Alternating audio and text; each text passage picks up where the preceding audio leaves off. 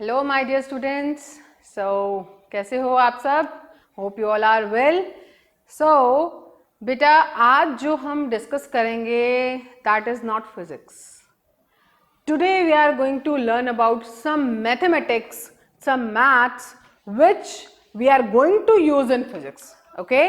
तो आज हम स्टार्ट करने वाले हैं. हमारे टॉपिक का नाम हमने आपको याद है, हमने कल जो चैप्टर पढ़ा था, अपना जो लास्ट चैप्टर हमने स्टार्ट किया था, लास्ट लेक्चर में हमने एक चैप्टर स्टार्ट किया था, दैट इज काइनेमेटिक्स. काइनेमेटिक्स का एक part motion in a straight line we have just started. Okay, and अब बेटा हमने बिल्कुल बेसिक एक इंट्रोडक्शन बस उसका पढ़ा है, सिर्फ इंट्रोडक्शन कि क्या क्या टर्म्स हैं, कुछ कुछ चीजें जो हम उसके अंदर यूज करने वाले हैं. ठीक है बच्चों? लेकिन अब धीरे धीरे धीरे धीरे इनके अंदर मैथ्स आनी स्टार्ट होगी. वो मैथ्स जो अभी तक आपने 10th स्टैंडर्ड में नहीं पढ़ी है, 10th तक आप लोगों ने वो मैथ्स नहीं पढ़ी है. ओके, तो इसके लिए आपको ये थोड़ा सा मैथ्स सीखना बहुत ज़रूरी है. तो हम लोग क्या करते हैं, अपना थोड़ा सा मैथ्स थोड़ा सा सीखते हैं, बहुत ज़्यादा बहुत डिटेल में हम नहीं जाएंगे. बाकी चीज़ें आप मैथ्स में ऑलरेडी सीखोगे, मतलब आपके जो भी मैथ्स के टीचर होंगे वो आपको समझाएंगे, बहुत अच्छे से एक्सप्लेन करेंगे. बट हम लोग उतना ही पढ़ेंगे जितना हमें फिजिक्स में रिक्वायरमेंट है. ठीक है, उतना आपको बहुत अच्छे से बताएंगे. फाइन. सो हमारे आज के टॉपिक का नाम है बेटा मैथमेटिकल टूल. Mathematical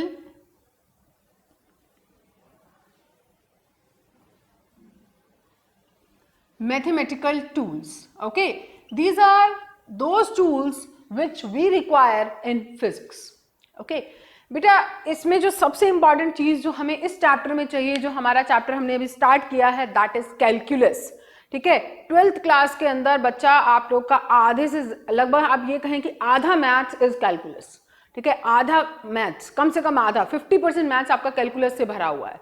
ओके, तो 12th में मैथ्स के अंदर आप लोग ये बहुत अच्छे से सीखने वाले हो. जो बायो के स्टूडेंट्स हैं वो भी डरे नहीं कि अरे हम तो सीखेंगे नहीं, हमारा क्या होगा, हम कैसे करेंगे. बट डोंट वरी बच्चों, ये मैथ्स 10th तक किसी ने नहीं पढ़ा है. ठीक है, ना मैथ्स वाले बच्चों ने ना आप लोगों ने. तो डोंट वरी कि क्या होगा कैसे होगा. हम जितना पढ़ेंगे उतनी ही रिक्वायरमेंट हमारी फिजिक्स के अंदर होगी. Rest there is no need, उससे ज्यादा मैथ्स की आपको जरूरत नहीं पड़ेगी. ओके, तो मैथमेटिकल टूल में आज जो मैं स्टार्ट करने जा रही हूं दैट इज कैलकुलस.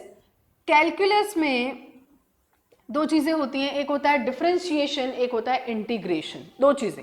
ठीक है, दो टर्म्स आप सुनेंगे, डिफरेंशिएशन एंड इंटीग्रेशन. आज हम लोग स्टार्ट करेंगे उसका पहला term that is differentiation. So first of all you must understand कि डिफरेंशिएशन क्या होता है. डिफरेंशिएशन क्या होता है, उसके बाद उसका कॉन्सेप्ट करेंगे, उसके बहुत सारे फॉर्मूलाज पढ़ने हैं, उसके बहुत सारे क्वेश्चंस हम लगाएंगे.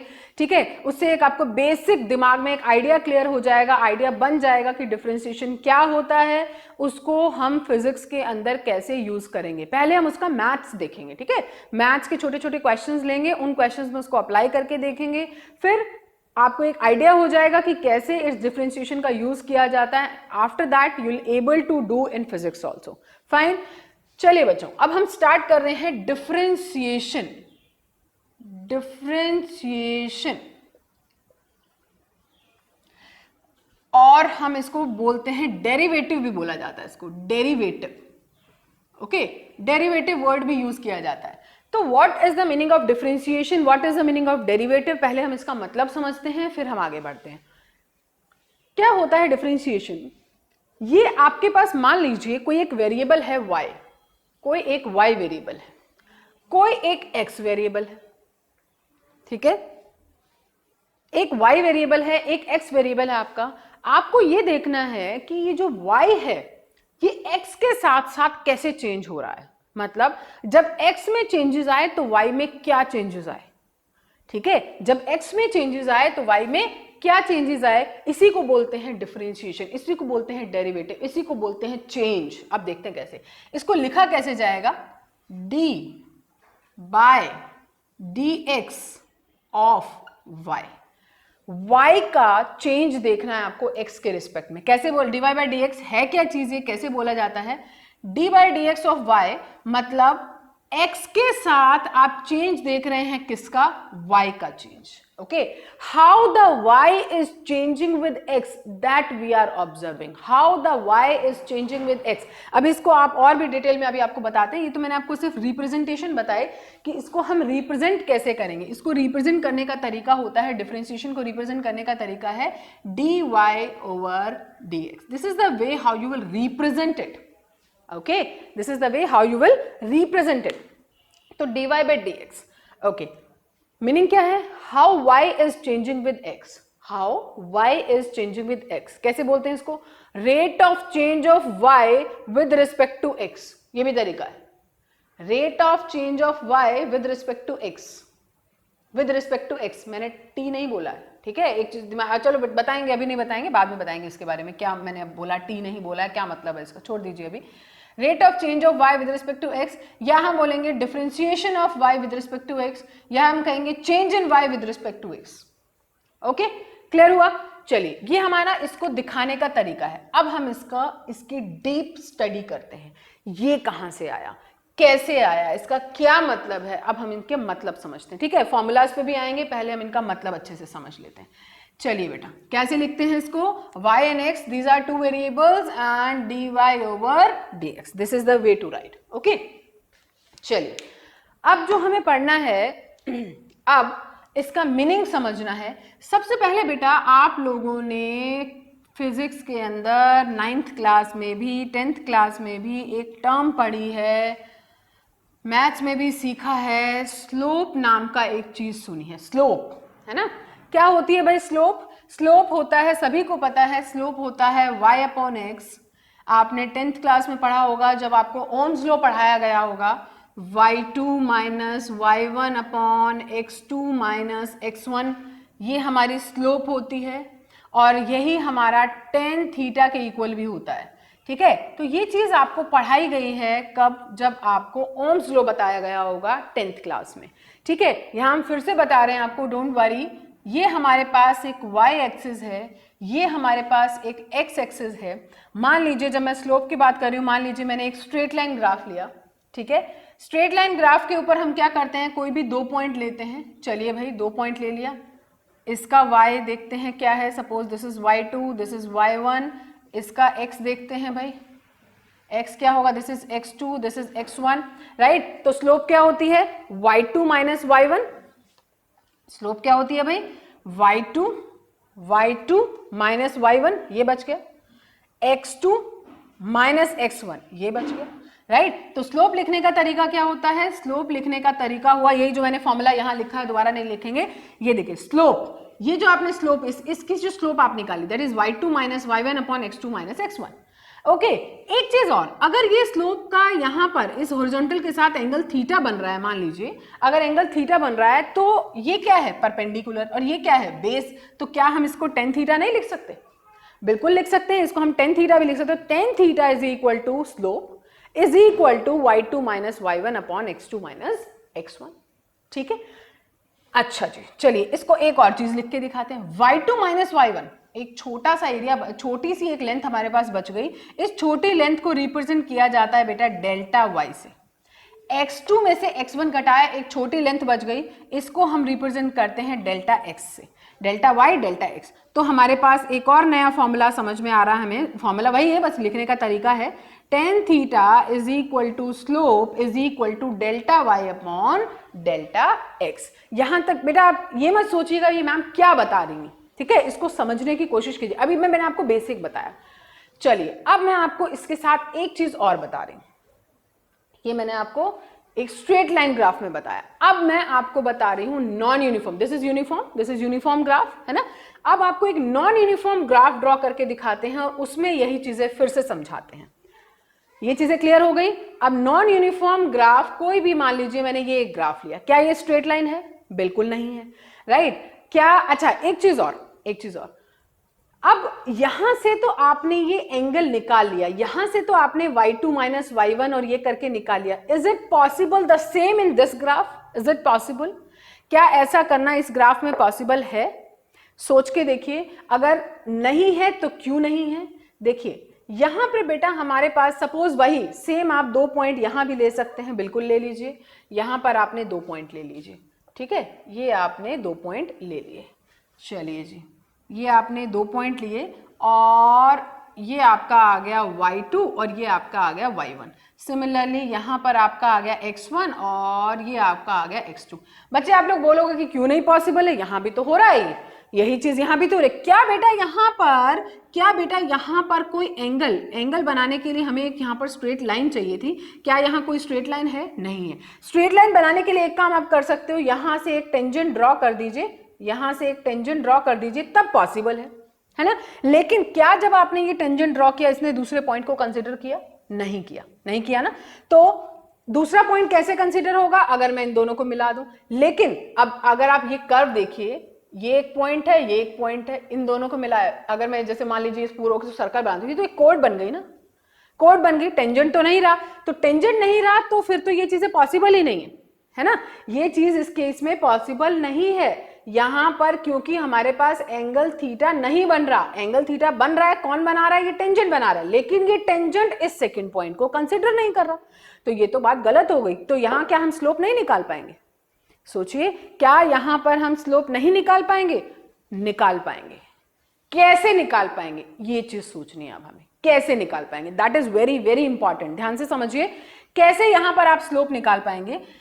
अब एक बात सोचिए बेटा, इसी ग्राफ को मैं थोड़ा सा मॉडिफाई करती हूं, इसी ग्राफ को थोड़ा सा मॉडिफिकेशन करते हैं हम इसके अंदर, और आप ये मानिए कि यहां पर जो है इस वाले पॉइंट को, ये जो मेरा पॉइंट था, इस पॉइंट को उठा करके अगर मैं इस पॉइंट के बहुत नजदीक लेकर आ जाऊं, सपोज मैंने इसको उठाया और यहां पर रख दिया इस जगह पर। अब आप देखिए, ये जो हमारा टेंजेंट जा रहा था, क्या अब ये इन दोनों पॉइंट को टच करता हुआ जा रहा है? ध्यान से देखिएगा, ध्यान से देखिए। व्हाट आई सेड कि पहले जब हमारे ये 2 पॉइंट दूर दूर थे इस कर्व के ऊपर, ये हमारी कर्व थी, ये कर्व है हमारी, ठीक है, ये हमारी कर्व है। ध्यान से देखना बेटा, ये हमारी क्या है? कर्व है। जब इस कर्व के ऊपर ये 2 पॉइंट हमारे दूर दूर थे, तब हमारे पास इनका टेंजेंट, जो मैंने यहां पर टेंजेंट मीन मुझे एंगल बनाने के लिए मैंने जो टेंजेंट ड्रॉ करना शुरू किया, वो टेंजेंट दोनों पॉइंट को कंसीडर नहीं कर रहा था। जब नहीं कर रहा था तो आप स्लोप नहीं निकाल पाओगे, लेकिन कंडीशनली आप स्लोप निकाल सकते हैं। कैसे निकाल सकते हैं? अगर मैं इस पॉइंट को उठा करके इसके बहुत नजदीक रख दूं, मतलब हमारे पास जैसे मान लीजिए अगर ये एक ए पॉइंट है, ये एक बी पॉइंट है, मैंने बी को उठाया ए के पास रख दिया, या ए को उठाया बी के पास रख दिया, तब तो हमारा टेंजेंट दोनों पॉइंट से होकर के जाएगा, बिल्कुल जाएगा, ठीक है। जब दोनों से होकर के जा रहा है तो अब यहां पर आपका ये एंगल थीटा बन गया, और यहां पर आपके 2 छोटे छोटे, ये y2 अब यहां पर आ गया, y1 आपका यहां पर था, अब यहां पर ये छोटी सी ट्रायंगल बन गई। देखिए ये वाली, ये आपको अगर समझ में आ रही हो तो ये छोटी सी ट्रायंगल बन गई, छोटी सी ट्रायंगल बन गई, तो इसके कॉरस्पॉन्डिंग x2 यहां आ गया, राइट। फिर वही चीज हो गई बेटा, देखिए फॉर्मूला आ गया हमारे पास, ये छोटी सी ट्रायंगल है तो डेल्टा y, छोटा सा, बहुत छोटा सा, ऐसे ही यहां पर बहुत छोटा सा x, ठीक है, y का variation with respect to x। अब फॉर्मूला तो बन गया हमारे पास, टेन थीटा यहां भी आ गया, tan theta is equal to slope यहां भी आ गई, delta y upon delta x यहां भी आ गया, ठीक है। Then what is the difference between these two? What is the difference between these two? आप बच्चे अब इनका डिफरेंस समझ, मैंने दोनों फिगर इसलिए साथ साथ रखी हैं। अब अगर एक बात बताइए, ये मैं इसको अगर मैं पीछे एक्स्ट्रापोलेट करूं तो ये हमारे पास थीटा सही है, ये थीटा और ये थीटा एक ही है, ठीक है। अब अगर बेटा इस ए बी पॉइंट को सपोज मैं यहां पर कंसीडर कर रही हूं, ए और बी पॉइंट को यहां पर कंसीडर किया, और इनका टेंजेंट ड्रॉ करिए, जरा इनका टेंजेंट ड्रॉ करिए, ठीक है, और यहां से इनके पॉइंट्स लीजिए, यहां पर देखिए ये थीटा और ये थीटा क्या सेम है? नो। देखिए ये वाला थीटा 1 बना था, ये थीटा 2 बन गया, अलग थीटा बना। अब इस कर्व को थोड़ा और ले लीजिए, यहां लीजिए ए और बी पॉइंट, तब थीटा हमारा कहीं यहां बनेगा, ये थीटा 3 बनेगा। हर एक केस में थीटा आपको अलग मिलने वाला है, लेकिन इस केस में आप कहीं पर भी पॉइंट ले लीजिए, कहीं भी ले लीजिए, थीटा आपका सेम मिलेगा। कहीं भी 2 पॉइंट ले लीजिए, थीटा आपका सेम रहेगा। बात समझ में आ गई? थीटा आपका सेम रहेगा, इस चीज को दिमाग में बैठाइए। थीटा यहां सेम रहता है, यहां बार बार चेंज होता है पॉइंट के पोजीशन के साथ साथ। मतलब यहां पर जो आपको वैल्यू मिलती है, यहां पर जो आपको चीजें मिलती हैं, वो चेंज मिलता है, चेंज। कि चेंज कहां पर, किसका चेंज है, थीटा का चेंज है। चलिए, जो यहाँ मेजरमेंट करते हैं ना बेटा नॉन यूनिफॉर्म के केस में, यहाँ जो आप मेजरमेंट करते हैं, यहाँ पर जो मेजरमेंट होगी वो इंस्टेंटेनियस वैल्यू, इंस्टेंटेनियस एक पर्टिकुलर इंस्टेंट पर y की वैल्यू कितनी है। मान लीजिए आप x को बहुत छोटा कर दें, इतना छोटा कि समझ लो आप दूर से देखो तो आपको समझ भी ना आए कि ये दो x अलग अलग है। ठीक है, इतनी छोटी जगह पर अगर आप y को ऑब्जर्व करना चाह रहे हैं, इतनी छोटी जगह पर y को ऑब्जर्व करना चाह रहे हैं, तो that is called y at any instant, इस पर्टिकुलर इंस्टेंट पर, इस पर्टिकुलर x पर y की क्या वैल्यू है, इंस्टेंटेनियस वैल्यू उसको बोला जाता है। ठीक है, तो अगर मैं क्या कर रही हूं, x को मैंने बहुत छोटा करते हुए मैंने y को ऑब्जर्व किया, तो यहां पर बेटा मैथ्स में आप एक चीज सीखेंगे, लिमिट कैसे लगाई जाती है। तो यहां मैं आपको फिलहाल बता रही हूं बहुत शॉर्ट में, LT भी लिखते हैं इसको, LIM भी लिखते हैं, limit delta x tends to 0, delta x tends to 0, delta y by delta x, delta y by delta, ये चीज आ गई अब यहां पर।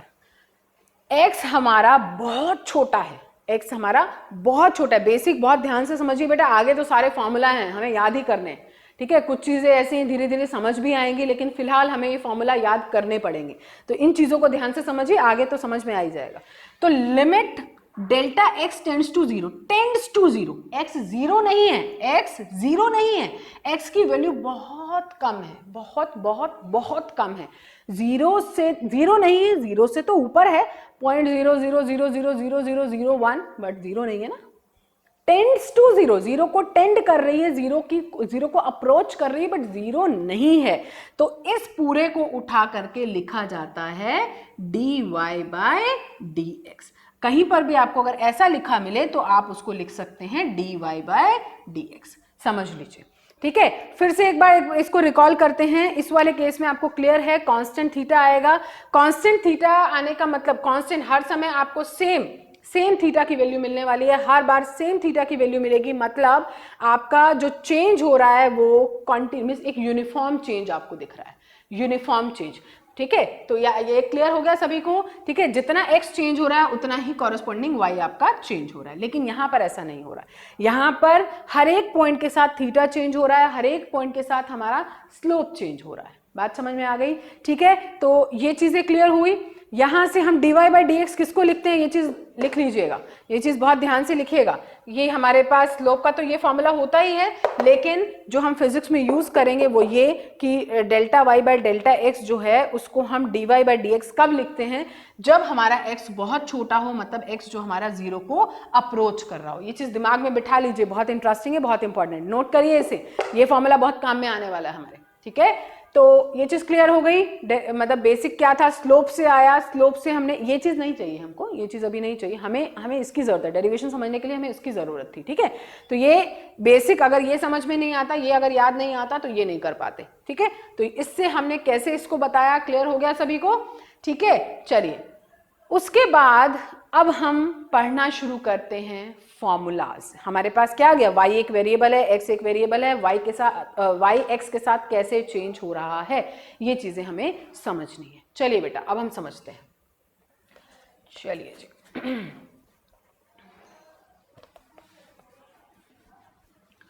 सबसे पहला हमारे पास फॉर्मूला है डिफरेंशिएशन का, इसको बोलते हैं डिफरेंशिएशन या derivative of y with respect to x, इस तरीके से बोला जाता है।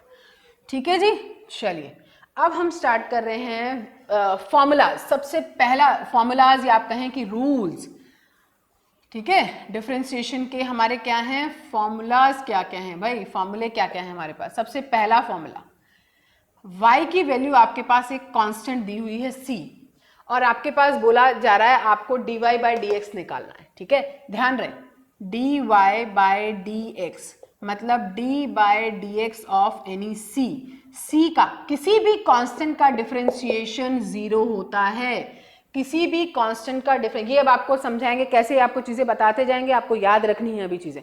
किसी भी कांस्टेंट का डिफरेंस, ये कांस्टेंट है, ठीक है, किसी भी कांस्टेंट का डिफरेंशिएशन क्या होगा, 0 होगा। किसी भी कांस्टेंट का डिफरेंशिएशन कैसे 0 हो सकता है, चलिए इसका एक एग्जांपल भी देते हैं आपको। आप देखिए, अभी मैंने आपको स्लोप लेना सिखाया, मैंने क्या बोला कि y एक कांस्टेंट है, y एक कांस्टेंट है, मतलब y चेंज नहीं हो रहा। क्या इसमें y चेंज हो रहा है? y चेंज हो रहा है, किसके साथ हो रहा है भाई, x के साथ हो रहा है, x के साथ हो रहा है, सॉरी। अगर x के साथ y चेंज हो रहा है तो मतलब हमारा ये तो नहीं है, y is constant, y is constant का मतलब y is not changing, y is not changing.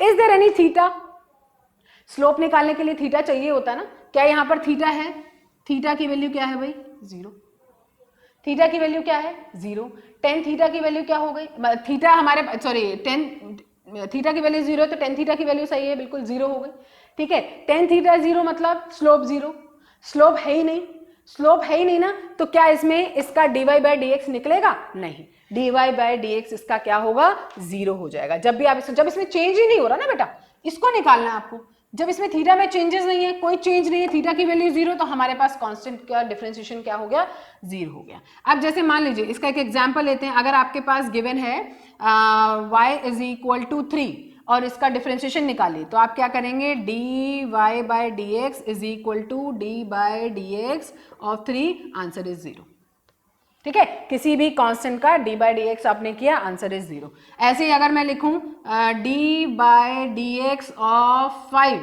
Answer is 0। अगर यहां पर 3 की जगह 5 गिवन होता, 5 की जगह 10 गिवन हो, 10 की जगह 20 गिवन हो, कुछ भी गिवन हो, आंसर विल बी 0। कांस्टेंट कुछ भी नहीं किया, उसके साथ आगे कुछ नहीं गिवन है, ठीक है, आंसर विल बी 0। अगला सेकेंड रूल देखिए, सेकेंड आपका फॉर्मूला देखिए, सेकेंड फॉर्मूला क्या है, y की वैल्यू आपके पास गिवन है cx, देखिए c हमारा कांस्टेंट है, ध्यान रखिए c सिंबल मैं कांस्टेंट के लिए ले रही हूं, y is equal to c, अब ये मत बोलेगा c का तो 0 हो गया, नो, c के साथ एक वेरिएबल भी लगा हुआ है ना, c के साथ एक वेरिएबल भी लगा हुआ है, तो मुझे निकालना है d by D x of y, तो d by D x of C X. जब ऐसे साथ में एक वेरिएबल लगा होता है तो जो हमारा कांस्टेंट होता है ना, उसका हमें कुछ नहीं करना, उसको उठा के बाहर फेंको। बाहर कहां फेंकोगे, इस d बाई डी एक्स से उठा करके बाहर निकाल दो। तो इसको लिखने का तरीका देखिए, लिखने का तरीका, c बाहर रखा, d by D x of x किया, d by D x of x क्या आ गया 1, d by D x of x is 1, तो आंसर क्या आ गया भाई आपका, इसको लिखिए dx, आंसर इज c, क्योंकि ये तो हमारा 1 हो गया, आंसर इज c, ठीक है। समझ में आ गई बात, क्योंकि ये कांस्टेंट था, इस कांस्टेंट को बाहर रखा, x को डिफरेंशिएट किया, x के रिस्पेक्ट में, x को x के रिस्पेक्ट में, आंसर इज 1, तो 1, c बाहर था तो c into 1, answer is c, ठीक है। चलिए थर्ड रूल देखिए, अच्छा इसके लिए एग्जाम्पल भी समझाते हैं। सपोज आपके पास गिवन है y is equal to 3x, answer बताइए, y is equal to 3x, answer is 3, कैसे dy बाई डी एक्स, 3 बाहर रखा, dx by D x, answer is 3।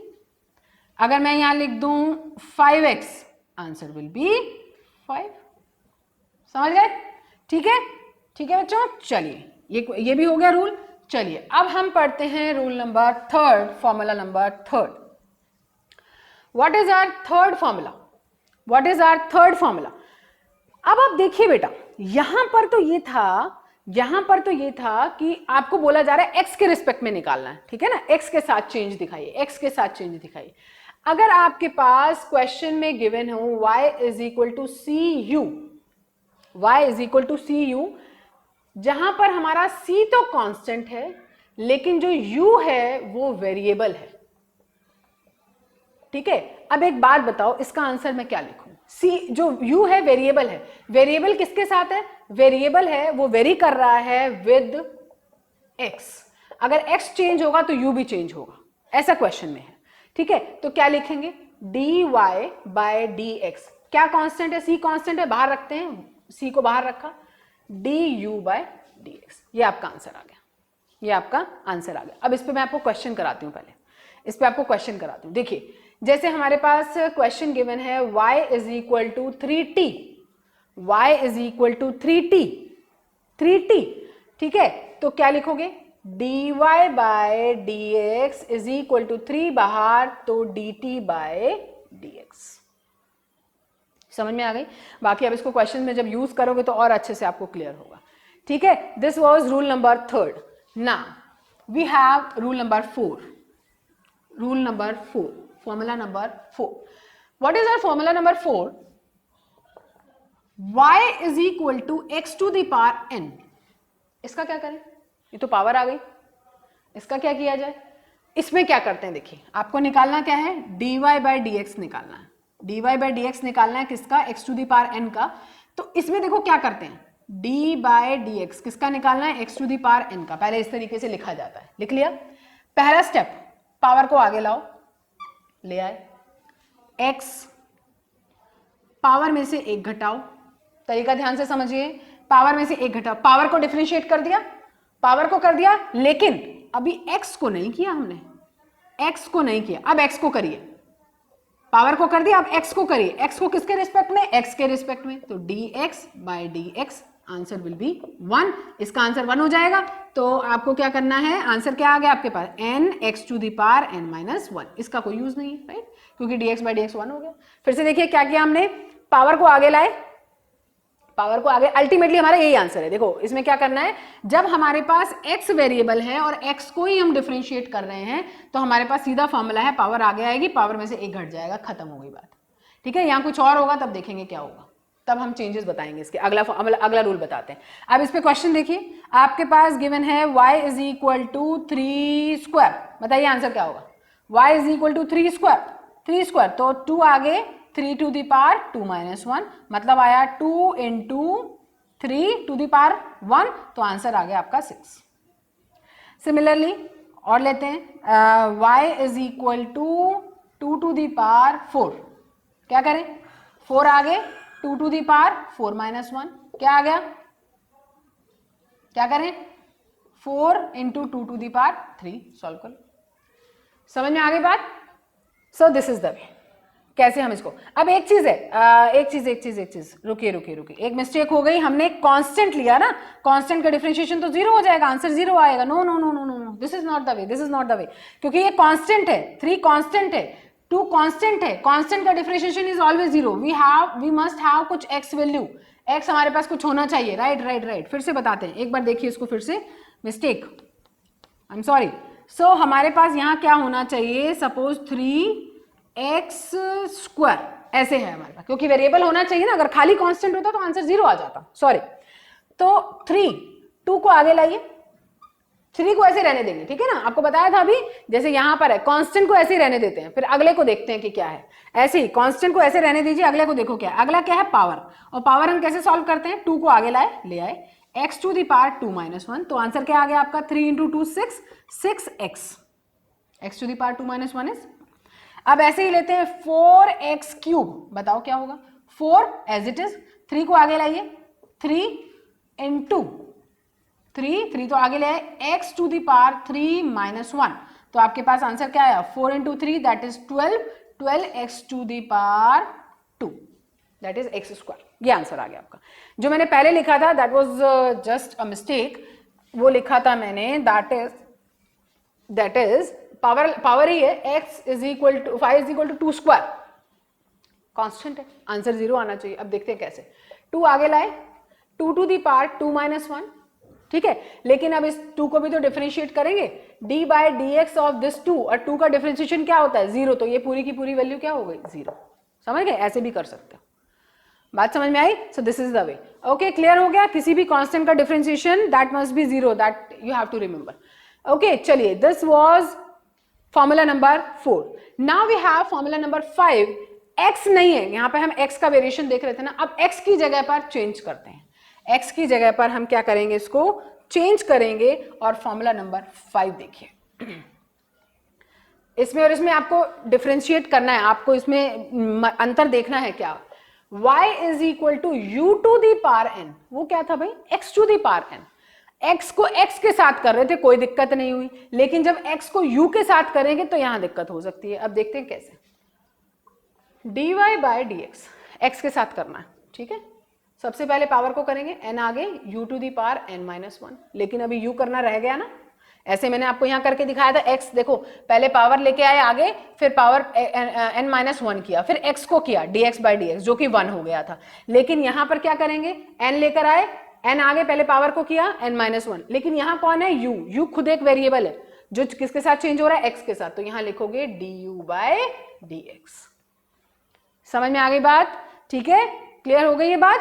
तो दिस इज द वे। अब जैसे इसके लिए मैं आपको एक एग्जांपल बताती हूँ। जैसे आपके पास गिवन है y is equal to 3t square, 3t square. अब देखो dy बाय dx करना है आपको। अब देखो x तो है ही नहीं, यहाँ पर x नहीं है तो क्या किया जाए, दिक्कत नहीं है, कोई टेंशन नहीं है, 3 वेरिएबल है, t x के साथ चेंज हो रहा है। देखते हैं अब कैसे। 3 को रहने देते हैं, 2 को आगे लाते हैं, multiply by 2, t to the power 2 minus 1, लेकिन t को भी डिफरेंशिएट करेंगे किसके रिस्पेक्ट में, x के रिस्पेक्ट में, तो आप लिखेंगे dt बाय dx। ठीक है, तो आंसर क्या आ गया आपके पास, 6t dt बाय dx। अब जो भी हमारे पास गिवन होगा उसके हिसाब से देखेंगे इसको। बात समझ में आई? ठीक है, चलिए अब हम करते हैं next rule, next formula, that is formula number 6। What is our formula number 6? This is addition rule.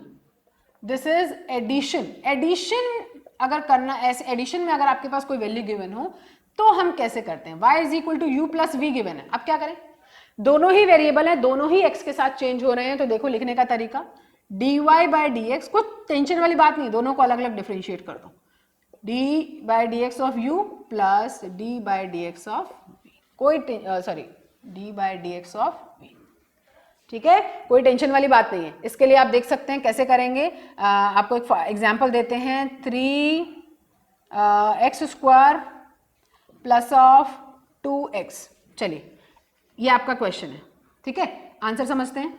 dy by dx समझिए, 3 तो एज इट इज है कांस्टेंट, पावर वाला फॉर्मूला भी लग रहा है, यहाँ पे पावर वाला फॉर्मूला लग रहा है ना, तो पावर लगाइए, डिफरेंशिएट करना है, और यहाँ पावर का कॉन्सेप्ट है, 2 आगे x to the power 2 minus 1, differentiate हो गया।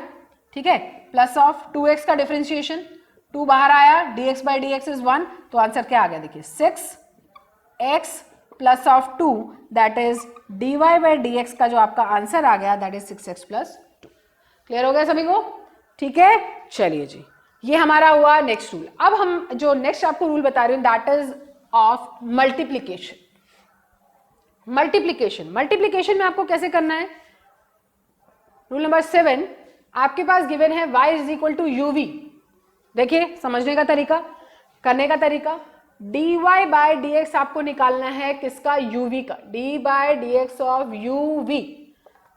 देखिए कैसे करते हैं, पहले को एज इट, दोनों ही वेरिएबल है, u को एज इट इज रखिए, dv बाय dx प्लस फिर v को एज इट इज रखिए, du बाय dx।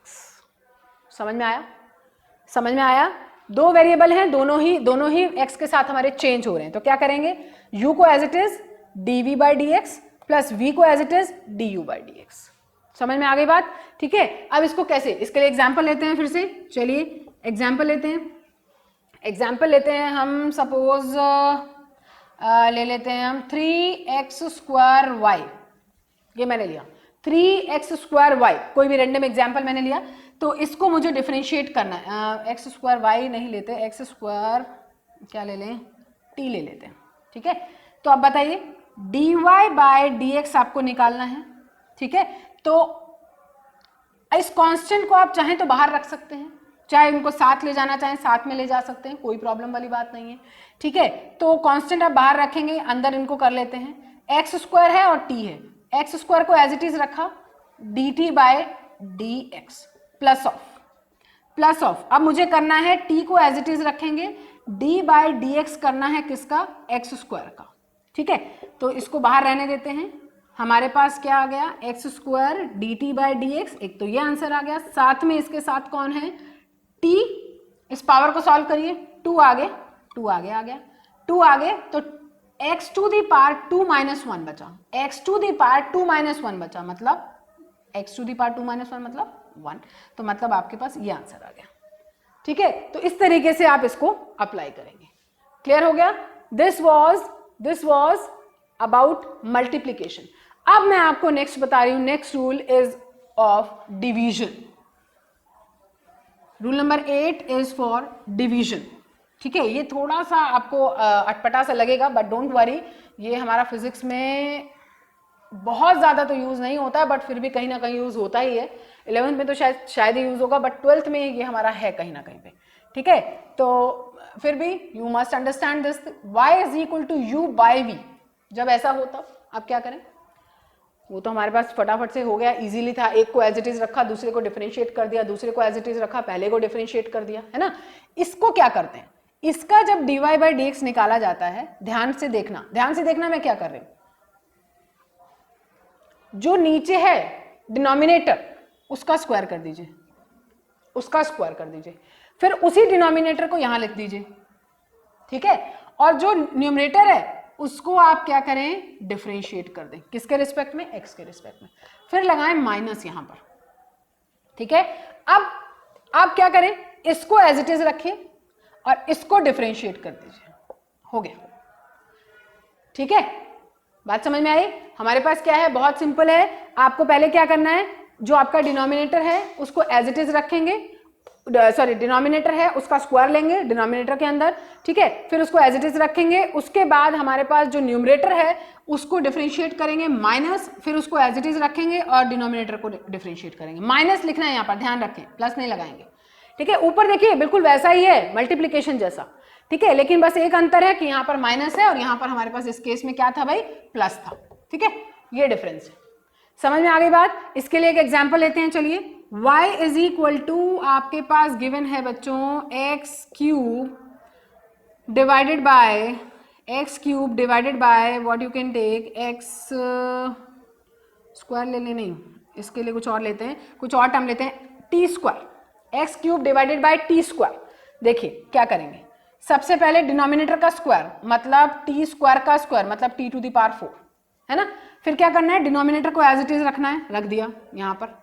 फिर डिफरेंशिएट करना है इसको, एक्स क्यूब का डिफरेंशिएशन पहले ध्यान से अलग से निकाल लेते हैं, d by D x of x cube, 3 आगे x to the power 3 minus 1 मतलब 2, तो आपके पास इसका डिफरेंशिएशन क्या आ गया भाई, 3x square minus as it is किसको रखना है, आप न्यूमरेटर को, और डिफरेंशिएशन किसका करना है भाई, डिफरेंशिएशन किसका करना है, d बाय डी एक्स आपको करना है टी स्क्वायर का, ठीक है, d बाय डी एक्स आपको करना है टी स्क्वायर का। देखिए करिए, t square 3x square minus of x cube, power को करिए, 2 आगे आ गया और रहा हमारे पास t to the power 2 minus 1, लेकिन t है यहाँ पर, x नहीं है, ध्यान रहे t है। अभी आपको पहले भी बताया था जब यहाँ वेरिएबल चेंज होता है तो उसको भी डिफरेंशिएट किया जाता है। फिर आप लिखिए dt बाय dx और डिनोमिनेटर में जो चल रहा है उसे चलने दीजिए। तो आपका आंसर यहाँ पर क्या आ गया, देखिए यहाँ आपके पास आ गया 3x square T square minus 2x cube T dt over dx divided में आ गया भाई t to the power 4।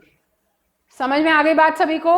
Differentiation थोड़ा सा इसका अलग सा था बट यू मस्ट अंडरस्टैंड करना क्या है, फिर से देख लीजिए।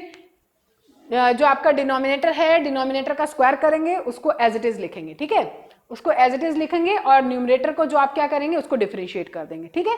फिर लगाएंगे minus, numerator as it is लिखा और डिनोमिनेटर का डिफरेंशिएशन करना है। अब आपको बस ये ध्यान रखना है कि ये देखो, आप यहाँ पर इसको हम चेन रूल भी कह सकते हैं। आप देख रहे हैं मैं डिफरेंशिएशन कर रही थी, डिफरेंशिएशन के अंदर मैंने स्क्वायर वाला भी यूज किया, तो इसको ये अंदर एक चेन बन गई। देखा जाए तो एक के अंदर एक और डिफरेंशिएशन, एक और रूल लग गया, रूल के अंदर रूल लगा है, तो उसको आप चेन रूल भी कह सकते हैं, ठीक है। तो इसके अंदर चेन बन गई है, तो ये भी एक तरीका होता है, ठीक है। क्लियर हो गया। चलिए अब हम आपको बताते हैं नेक्स्ट हमारे पास रूल जो है, that is y is equal to, rule number 9, y is equal to ax plus of b, ax plus of b।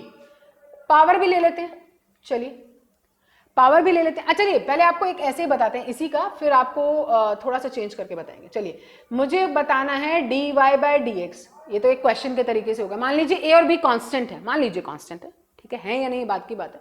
मान लीजिए a और b कांस्टेंट, तो कांस्टेंट को बाहर रखते हैं, ठीक है, और dx बाय dx हो गया प्लस ऑफ, अगर b भी कांस्टेंट है तो differentiation of any constant is 0, answer क्या आ गया a। समझ गए, ठीक है। इसी में अब ये कहें कि हमारे पास a और b कांस्टेंट नहीं है। अभी मैंने बोला where a and b are constant है, तो ये हो गया। कांस्टेंट नहीं है फिर क्या होगा, कांस्टेंट नहीं है तो वेरिएबल है तो इनको चेंज होना पड़ेगा। चलिए when a and b are variable, अगर वेरिएबल है बेटा तब क्या करें, चलिए तब इनका पता लगाते हैं भाई। y is equal to a x plus b, variable है तो देखो यहां पर चेन बनेगी, अंदर देखो एक और डिफरेंशिएशन हो जाएगा, मल्टीप्लीकेशन वाला, देखिए हो रहा है मल्टीप्लीकेशन वाला। तो आप dy बाई डी एक्स निकालिए इसको, dy by D x of a x plus d by D x of a x and d by D x of b, ठीक है। तो अगर a हमारा कांस्टेंट नहीं है तो इसके अंदर प्रोडक्ट रूल लगाएंगे, लगाते हैं प्रोडक्ट रूल। प्रोडक्ट रूल में हमारा क्या था, a as it is dx by D x plus of x as it is dA by D x, है ना। पहले a को रखा फिर x को किया, x को एज इट इज रखा a को किया, plus of dB by D x, ये एज इट इज रहेगा। बात समझ गए, ठीक है। तो ये d बाई डी एक्स हमारा ये 1 हो गया, तो हमारा आंसर क्या आ गया, a plus of x dA by D x plus of dB by D x, ये तरीका हो गया, ठीक है। चलिए अब जो हम वैसे रूल जो हमारा एक्चुअली बुक में जो हमारा रूल है वो हम अब आपको बताते हैं, ये बीच में दिमाग में आ गया तो चलो अब बता दिया आपको, ठीक है। चलिए जी, अब आपको इसको नोट डाउन करना बेटा, सारे फॉर्मूलाज हर एक मेथड जो मैं आपको समझा रही हूँ इसमें हर चीज आपको लिखनी है, ठीक है। ये बुक में गिवन है हमारे पास, जो पहले बताया बुक में नहीं था, वो एक रैंडम अगर क्वेश्चंस टाइप का कुछ हो तो। अब चलिए इस तरह के क्वेश्चन को क्या करेंगे, dy by D x and आगे d by D x of a x plus of b, simple simple. अब आगे वही लगा दो जो अभी मैंने आपको समझाया, अगर कांस्टेंट है तो कैसे डिफरेंशिएट होगा, कांस्टेंट नहीं है तो कैसे डिफरेंशिएट होगा, दोनों मेथड आपको बताए अभी मैंने, ठीक है। Do it by yourself. If a and b are constant, और दूसरा केस है if a and b are variable, दोनों केसेस अभी आपको समझाएं, इसमें अप्लाई करके देखिए। समझ में आ गई बात सभी को, ठीक है। This is the way, clear हुआ। So these are some basic differential formulas, ठीक है बच्चों। आज ये वाला लेक्चर अभी हम यहाँ वाइंड अप कर रहे हैं, यहाँ रोक रहे हैं क्योंकि बहुत ज्यादा फॉर्मूलाज आपके लिए हो जाएंगे। नेक्स्ट लेक्चर फिर आपके लिए लेकर आएंगे, लेकिन उस लेक्चर में हमारे पास डिफरेंशिएशन कंटिन्यूड रहेगा, ठीक है। हमारी अभी मैंने आपको स्टार्टिंग में 2 टर्म्स बताई थी, एक टर्म डिफरेंशिएशन, दूसरी टर्म इंटीग्रेशन। नेक्स्ट लेक्चर हमारा आएगा उसमें डिफरेंशिएशन हमारा कंटिन्यूड रहेगा, क्योंकि इसके बाद हमें ट्रिग्नोमेट्री पढ़ना है, ट्रिग्नोमेट्री के बाद लॉगरिथमिक पढ़ना है, ठीक है, लॉग के कैसे कर रहे हैं, उसके बाद मैक्सिमा मिनिमा पढ़ना है। तो अभी हमारे पास चीजें इसमें बची हैं, ओके। तो that will learn in next lecture. I think this is sufficient for a single lecture. तो पहले आप इसको समझिए, इससे रिलेटेड थोड़े से क्वेश्चन ट्राई करिए जो फॉर्मूला हमने अभी किए हैं, ठीक है। उसके बाद हम नेक्स्ट लेक्चर में फिर से करेंगे, फिर से हम डिफरेंशिएशन पार्ट 2 लेकर आएंगे। This is differentiation for part 1, अभी आधा किया है हमने, एक आधा पार्ट और बनाएंगे इसका, ठीक है।